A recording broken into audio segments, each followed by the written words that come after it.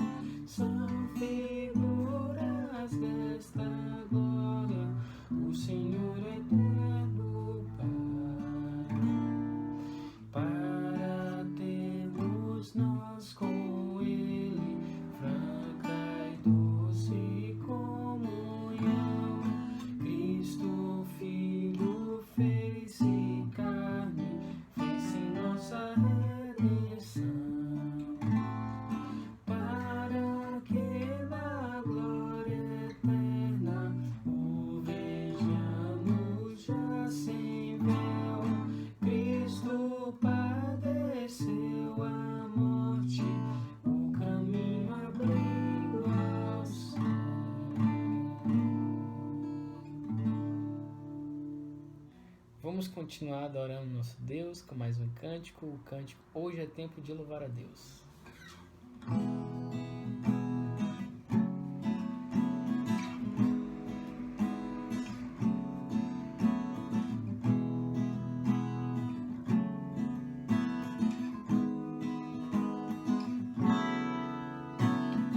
Hoje é tempo de louvar a Deus, em nós agora habita o seu Espírito.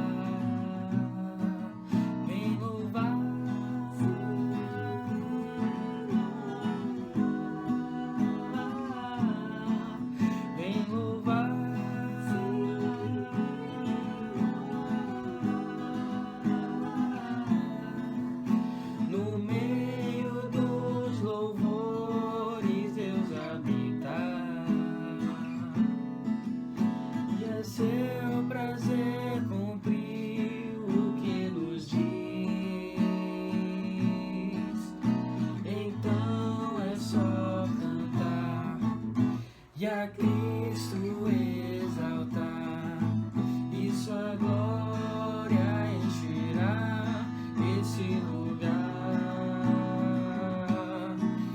Vem louvar,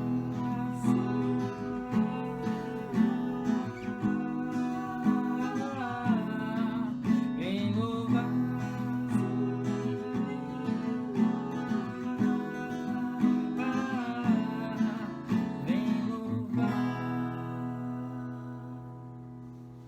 Amém. Vamos cantar agora o Salmo 103. Bendize, ó minha alma, ao Senhor. Bendize, ó minha alma, ao Senhor.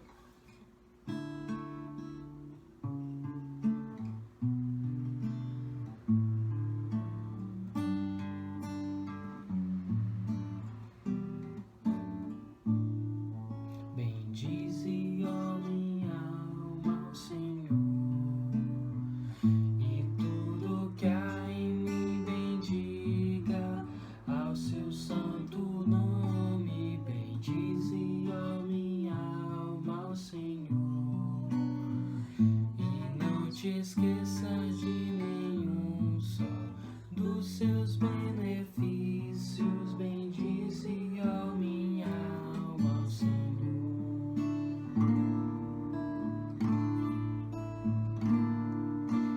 Ele é quem perdoa as tuas iniquidades, Ele é quem sara as tuas enfermidades, Ele é quem te livra da morte e te coroa de graça e misericórdia. Bendize, ó minha alma, ao Senhor.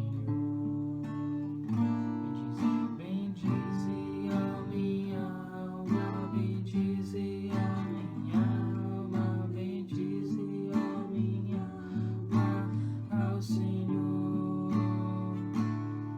Bendize, ó minha alma, bendize, ó minha alma, bendize, ó minha alma, ao Senhor. Amém. Agora, fazer uma oração para encerrarmos este momento, pedindo pela pregação da palavra do Senhor. Vamos orar. Pai Santo, nós te pedimos, Senhor, encarecidamente, para que o Senhor fale conosco através do teu servo, Senhor. Que o Senhor abra, Senhor, as nossas mentes, abra os nossos corações para aprendermos, Senhor, os ensinamentos, princípios bíblicos, Senhor, não para ficar somente gravado, mas para que venhamos a praticar, Senhor, aquilo que aprendemos. Que o Senhor venha dar, Senhor, uma vida para a tua igreja, principalmente para a igreja de Parque Xangri-Lá, realmente uma vida de fato e de verdade, Senhor, no Evangelho, o Evangelho sincero sendo expresso, Senhor, através das nossas vidas, Senhor, para que, Senhor, o mundo e as pessoas à nossa volta, Senhor, venham ser não só contagiadas, Senhor, de forma passageira, mas que venhamos a pregar o Evangelho com o nosso viver, com a nossa boca, Senhor, e que o nosso meio venha a ser transformado, Senhor, para a honra e glória do Teu nome. Por isso, Senhor, precisamos de mais de Ti, mais do Teu conhecimento, Senhor, mais da Tua bondade, mais dos Teus atributos, Senhor, comunicáveis, Senhor, principalmente através da Tua palavra, que é o nosso meio de graça, é os nossos meios de graça, Senhor, principais. Muito obrigado, Senhor, agradeço por este momento, em nome de Cristo que eu oro. Amém. Amém. Graça e paz, meu irmão, minha irmã, você que nos acompanha no nosso canal no YouTube, que o Senhor esteja abençoando o seu lar. Como é bom louvar o Senhor, como é bom também poder meditar na sua santa palavra. Quero mandar um abraço especial para os pais, feliz Dia dos Pais, que Deus os abençoe poderosamente, que derrame graça, misericórdia e sabedoria sobre o lar de vocês, que capacite cada um dos pais da nossa igreja e de todos aqueles que nos acompanham, que a graça do Senhor seja sobre vocês e os dirija, os abençoe cada dia no seu lar. Nós vamos para a meditação na palavra do Senhor, pela mensagem de hoje, e nós estamos meditando na carta de Paulo aos Filipenses, né? Nós vamos agora meditar ainda no capítulo 1. Peço que você abra sua Bíblia para acompanhar. Nós vamos do versículo 27 do capítulo 1 até o capítulo 2, versículo 4. Abra sua Bíblia e acompanhe a leitura e deixe ela aberta durante a nossa meditação. Diz assim a palavra do Senhor: acima de tudo, vivam de modo digno do Evangelho de Cristo, para que, ou indo até aí para vê-los, ou estando ausente, eu ouça a respeito de vocês que estão firmes em um só espírito, como uma só alma, lutando juntos pela fé do Evangelho, e que em nada se sentem intimidados pelos adversários, pois o que para eles é prova evidente de perdição, para vocês é sinal de salvação. E isto da parte de Deus, porque vocês receberam a graça de sofrer por Cristo, e não somente de crer nele, pois vocês têm o mesmo combate que viram em mim, e que agora estão ouvindo que continuo a ter. Portanto, se existe alguma exortação em Cristo, alguma consolação de amor, alguma comunhão do Espírito, se há profundo afeto e sentimento de compaixão, então completem a minha alegria tendo o mesmo modo de pensar, tendo o mesmo amor e sendo unidos de alma e mente. Não façam nada por interesse pessoal ou vaidade, mas por humildade, cada um considerando os outros superiores a si mesmo, não tendo em vista somente os seus próprios interesses, mas também os dos outros. Vamos orar? Pai Santo, nós te agradecemos, Senhor, pela tua palavra, por falar conosco, ó Pai, nos instruir. Obrigado porque através dela nós podemos ser edificados, fortalecidos, receber o consolo e também o conforto que vem do Senhor, Pai. Nós te agradecemos pela vida dos pais também nesse dia especial, que o Senhor esteja derramando graça, misericórdia, sabedoria e que o Senhor traga a luz, ó Pai, a cada lar que precisa da orientação do Senhor, Pai, que nessa noite está acompanhando essa mensagem. Ó Pai, abençoa cada um, cada membro dessa igreja, cada pessoa que está acompanhando essa mensagem e que seja para a honra e a glória do Senhor, no nome de Jesus. Amém. Essa semana eu recebi um e-mail da missão Portas Abertas com o seguinte título: como você reagiria se tivesse um familiar atacado? E isso ficou martelando na minha cabeça, essa pergunta: como você reagiria se tivesse um familiar atacado? E antes de abrir aquele e-mail e ver do que se tratava, eu fiquei pensando como que eu reagiria se eu tivesse um familiar atacado, se alguém atacasse minha esposa, a minha filha. E eu fiquei pensando por alguns minutos e não consegui imaginar essa situação. Não consegui imaginar como eu reagiria diante da minha família sendo ameaçada. Depois eu abri aquele e-mail e lá continuava, nessa temática: como você reagiria se tivesse um familiar morto, atacado de forma violenta, preso, expulso de casa ou ignorado pela família? E aí o e-mail continuava dizendo: é diante de situações como essas que os cristãos perseguidos na Índia mostram coragem. Afinal, enfrentam tudo isso apenas por serem seguidores de Jesus. E nesse e-mail havia 5 testemunhos de cristãos. Alguns sofriam perseguição por causa do hinduísmo, que é a religião predominante lá na Índia. Outros foram presos simplesmente por realizarem reunião de oração na sua casa.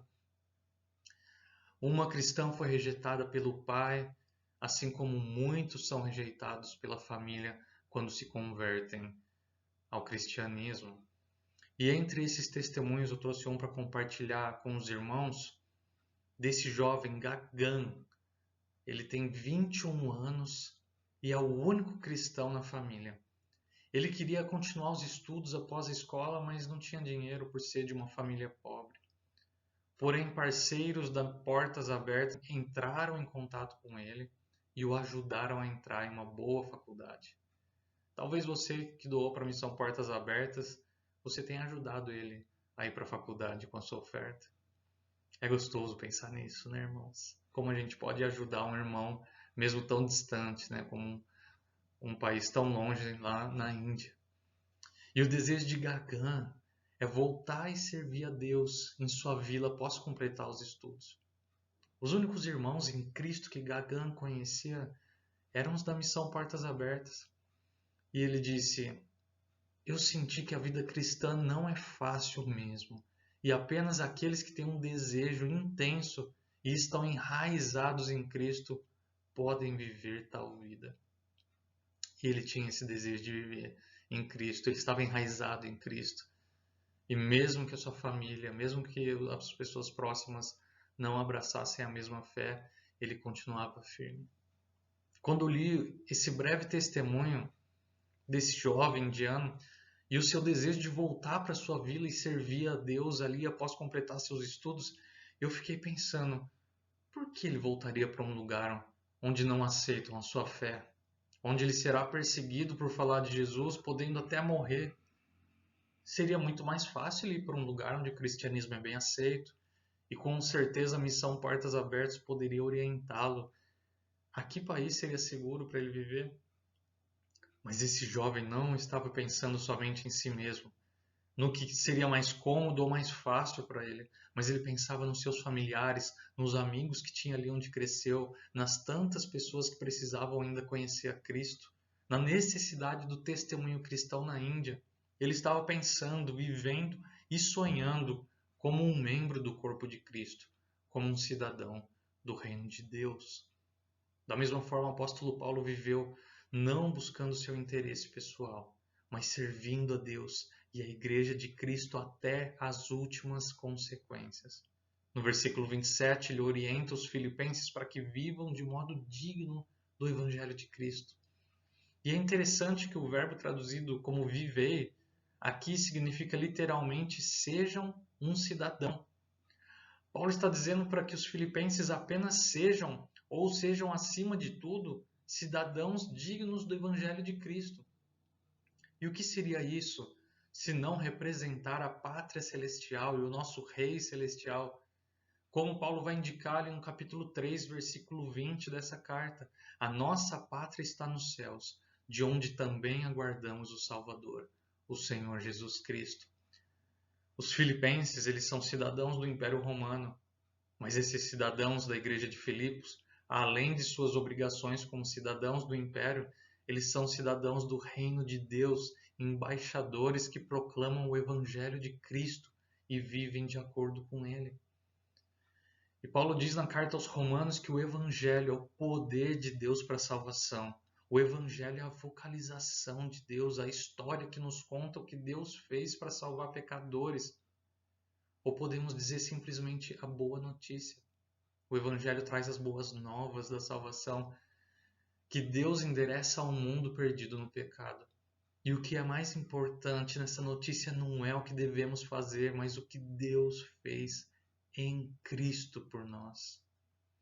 E algo extraordinário que Cristo conquistou para aqueles que creem nele é a comunhão dos santos, a unidade do corpo de Cristo, que é mística, é espiritual, pode se manifestar presencialmente, sim, especialmente na ceia, mas em essência essa comunhão é espiritual, vai além da proximidade física e acontece na missão da igreja.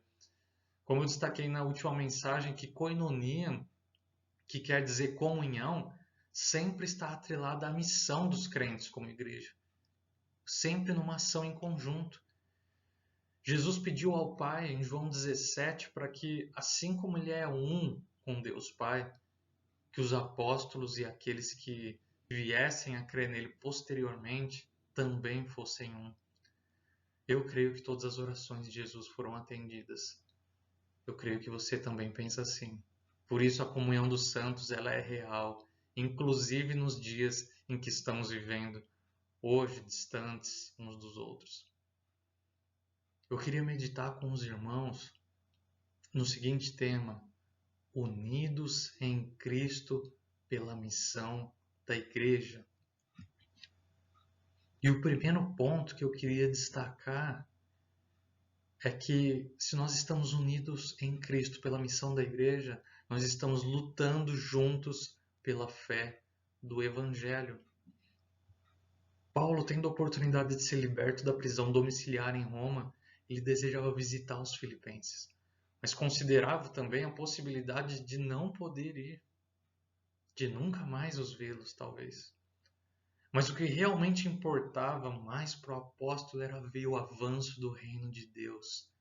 E ele sempre desejava ouvir sobre aqueles crentes de Filipos, ter notícias sobre eles, notícias que eles estavam firmes em um só espírito, como uma só alma, lutando juntos pela fé do Evangelho. E antes de ser um desejo de Paulo aqui, do apóstolo, isso é o que Deus esperava de seus filhos, que estivessem unidos, firmes na causa do Evangelho do Reino de Deus. Eram tempos extremamente difíceis para a igreja por conta da perseguição aos cristãos, que se espalhava por todo o Império Romano. E Paulo diz para que eles não se sentissem intimidados, não ficassem assustados pelos adversários.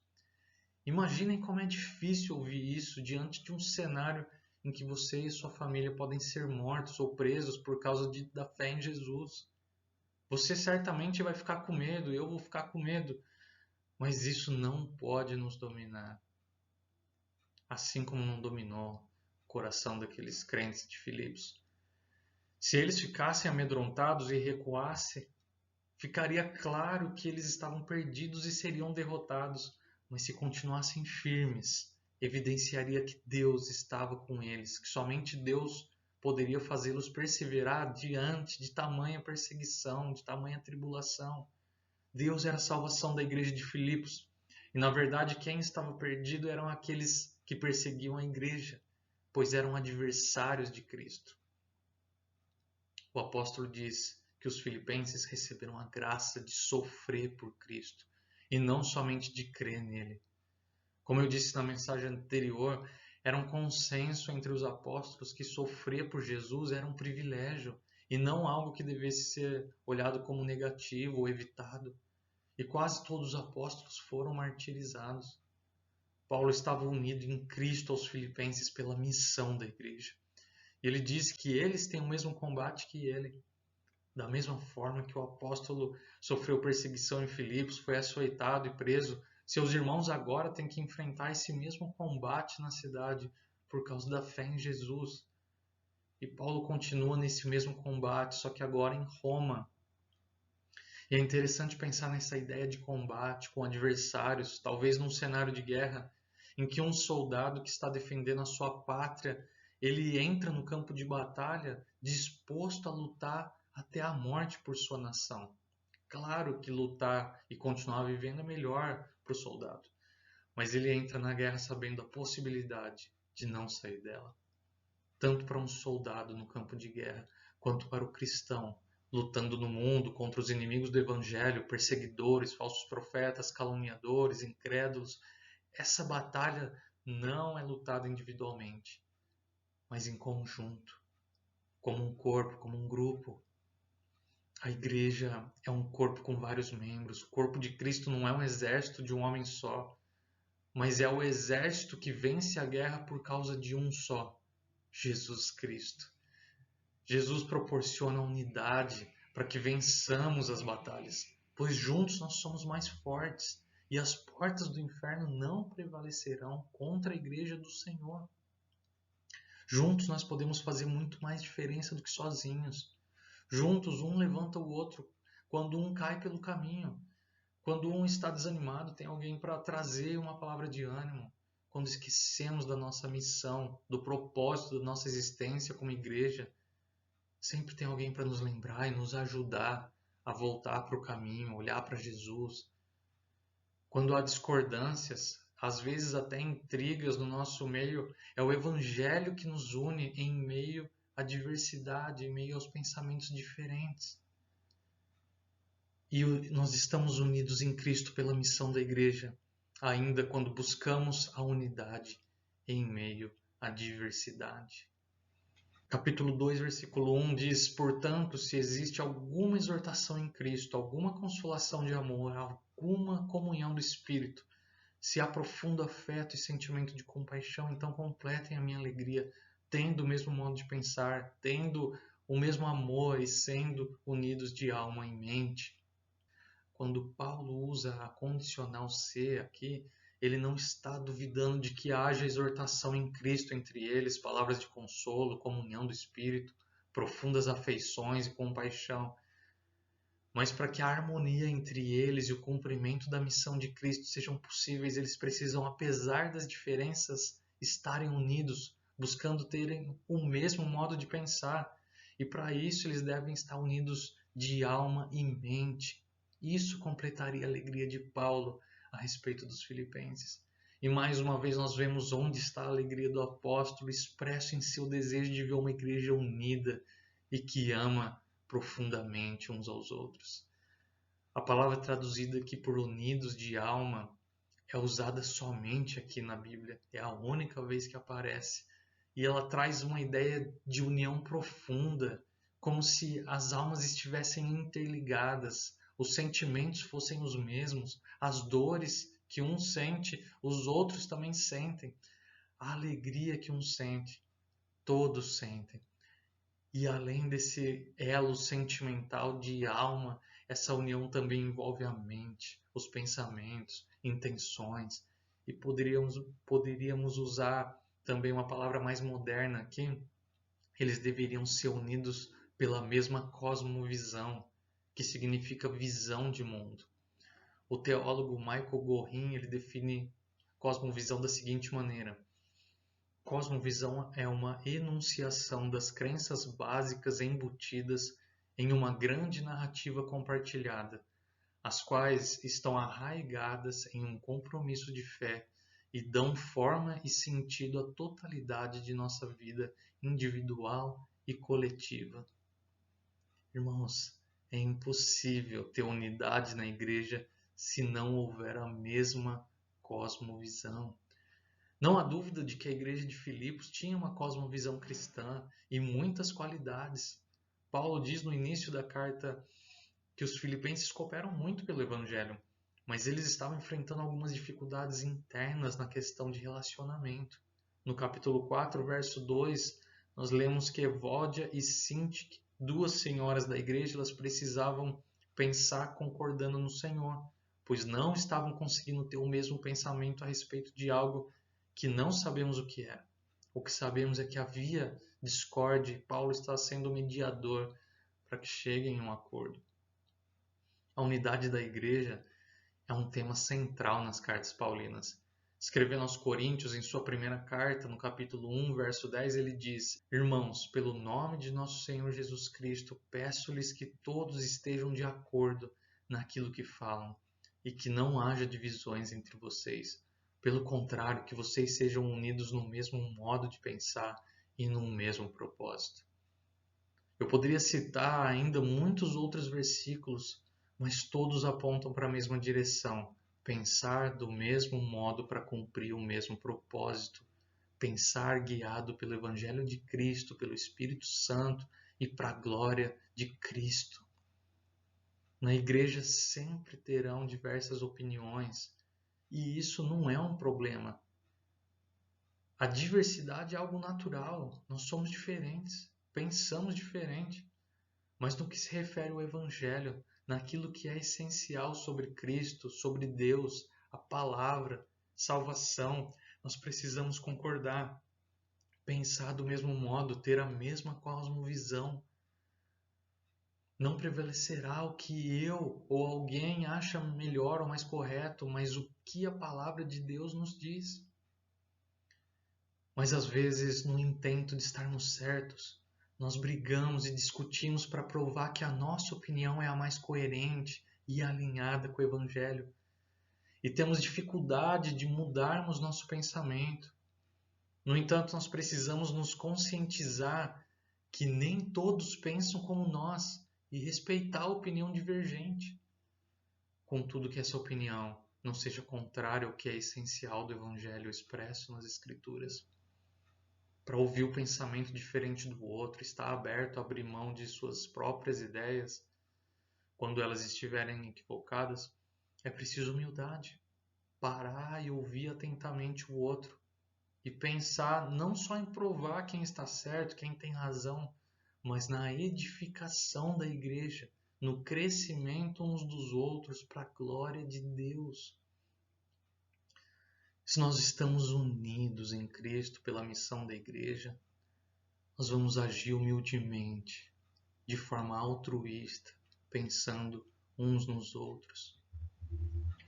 Versículo 3 do capítulo 2 diz: não façam nada por interesse pessoal ou vaidade, mas por humildade, cada um considerando os outros superiores a si mesmo, não tendo em vista somente os seus próprios interesses, mas também os dos outros. Isso que Paulo está falando aos Filipenses só faz sentido dentro do contexto da igreja, de um cristianismo real e não de religiosidade. Fazer as coisas não pensando só neles, mas por humildade, pelo simples desejo de servir o outro, considerar os outros superiores, quando normalmente busca-se superioridade, e ainda ter que se atentar para os interesses dos outros. São belas palavras, são conselhos excelentes e que deveriam ser atitudes comuns em todas as igrejas. Mas nem sempre é o que acontece na prática, nem sempre é a forma que eu e você agimos. E isso acontece por não estarmos colocando em prática os outros dois primeiros pontos. Lutar juntos pela fé do Evangelho e buscarmos a unidade baseados em uma cosmovisão cristã. Algo que precisamos reconhecer é que ser humilde não é da nossa natureza. A única pessoa humilde por natureza é Jesus Cristo. E na próxima mensagem nós vamos tratar mais especificamente isso. Nossa natureza corrompida pelo pecado é tendenciosa à soberba, à autossuficiência, ao egoísmo. A transformação que Deus faz nas nossas vidas através do Evangelho, que é a notícia de que não temos jeito sem Cristo, começa atacando o nosso ego, nossa percepção equivocada de que somos muito bons, que somos honestos, trabalhadores e até altruístas, ajudando o próximo. A verdade é que fazemos essas coisas antes de conhecer a Cristo para nós mesmos, simplesmente para nos sentirmos bem. A máxima do mundo é: o que eu vou ganhar com isso? Antes de conhecer a Cristo, era isso que guiava nossas vidas. O que eu vou ganhar com isso? Enquanto a máxima da igreja, daquele que conheceu a Jesus, é: como posso te servir? Em que eu posso ser útil na sua vida? Como eu posso te abençoar, meu irmão, minha irmã? Se queremos, como igreja, cumprir a missão de Cristo, precisamos deixar o orgulho de lado, reconhecermos nossos erros, pecados e insuficiência para que consigamos buscar coisas além de nosso interesse e para o nosso próprio benefício. Nós precisamos tomar cuidado, meus irmãos. Cuidado com o nosso coração, que é enganoso. Mesmo após a conversão, porque até mesmo fazendo coisas para o próximo, em favor dos outros, podemos estar fazendo por vaidade, para que sejamos notados, aplaudidos pelas pessoas, por nossas atitudes altruístas. Para que sejamos unidos de alma e mente, não basta ter uma cosmovisão bíblica, ser presbiteriano, ter uma boa teologia. Nós precisamos ter o mesmo amor, um amor que vai além das palavras, um amor de fato e de verdade, como diz o apóstolo João em sua primeira carta. Um amor como Cristo nos amou, cheio de humildade, entrega e serviço. É assim que Cristo amou você, meu irmão, minha irmã. Ele não poupou esforços, não pensou no que era melhor para si, mas voluntariamente se entregou em obediência ao Pai. Sofreu, e como sofreu, foi homem de dores e que sabe o que é padecer, derramou todo o seu sangue na cruz para que eu e você fôssemos um nele, para que fizéssemos parte da mesma família, lutássemos as mesmas lutas na missão, pensássemos da mesma forma e nos amássemos como Ele nos amou. Que o Senhor, através do Espírito Santo, nos ensine e principalmente nos ajude, nos auxilie a colocar em prática essas verdades poderosas da palavra do Senhor. Vamos orar? Pai Santo, nós te agradecemos, Senhor, te louvamos pela palavra do Senhor, que é poderosa para nos instruir, ó Pai, para nos fortalecer, para nos lembrar que a nossa esperança está em Cristo, não está no mundo, não está em coisas, não está em nós mesmos, mas no Senhor. Obrigado porque o Senhor nos uniu através do Evangelho, através da fé em Jesus. Nós podemos ser uma família. Nós podemos, ó Pai, fazer a Tua vontade em missão, cumprir o propósito da nossa existência, que é viver para a glória do Senhor, falando de Cristo, exaltando o nome do Senhor, fazendo o Senhor conhecido e a Sua palavra. Ó Deus, nós te agradecemos, te louvamos por isso, pela grande bênção, nós não merecemos. Nós somos indignos de sermos chamados Teus filhos, mas aprove o Senhor nos chamar, ó Pai, e assim nós estamos agora aqui reunidos nessa forma pela internet, ó Pai, de forma virtual, mas espiritualmente, ó Pai, nós podemos estar ligados pela união que Jesus nos proporcionou, Pai. Obrigado. Obrigado porque o Senhor tem nos abençoado de forma poderosa, que essa palavra venha trazer à nossa mente, ao nosso coração, aquilo que nós precisamos para enfrentar as batalhas do dia a dia, ó Pai, que mesmo que venham as perseguições e as lutas, ó Pai, que as pessoas não aceitem a nossa fé, que nós não venhamos esmorecer, desanimar, mas continuemos a pregar a verdade, a falar do Senhor, a exaltar o Senhor em todo tempo e lugar. Nos ajuda, Pai, nós precisamos do Senhor, nós não somos autossuficientes, nós somos dependentes do Senhor. Precisamos da Tua direção. Pai, abençoa o Teu povo. Traz alegria inabalável ao coração de cada um, a alegria que está em Cristo. Pai, nós Te louvamos, nós Te agradecemos por tudo. No nome de Jesus. Amém. Amém. Deus abençoe a sua vida, de toda a sua família. Tenham todos uma ótima semana.